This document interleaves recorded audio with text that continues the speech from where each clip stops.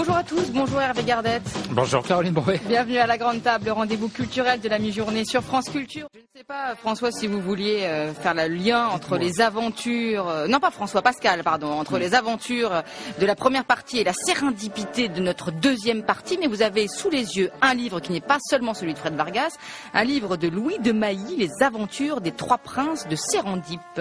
Aux éditions Thierry Marchès, qu'il faut saluer à cette occasion parce qu'elles ont eu l'excellente idée de rééditer, apparemment pour la première fois depuis le XVIIIe siècle, un texte un peu à la Zadig de Voltaire et pas Zadig et Voltaire, comme chacun le sait, d'où vient en fait le mot sérendipité, que tous les amateurs d'Internet connaissent, cette sorte de sagacité accidentelle qu'on retrouve un peu chez Zadig et qui est à l'origine de la découverte du Viagra, du bleu de Prusse ou du nylon, qui fait que on joue avec le hasard.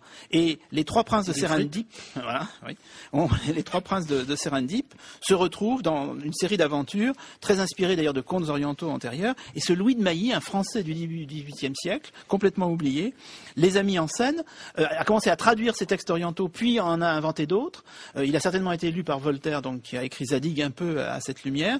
Et il a été lu par un Anglais génial qui s'appelle Walpole, qui est un des grands Anglais du XVIIIe siècle, qui a inventé le mot serendipity, qui se retrouve aujourd'hui au cœur de la vie de Google ou de Microsoft.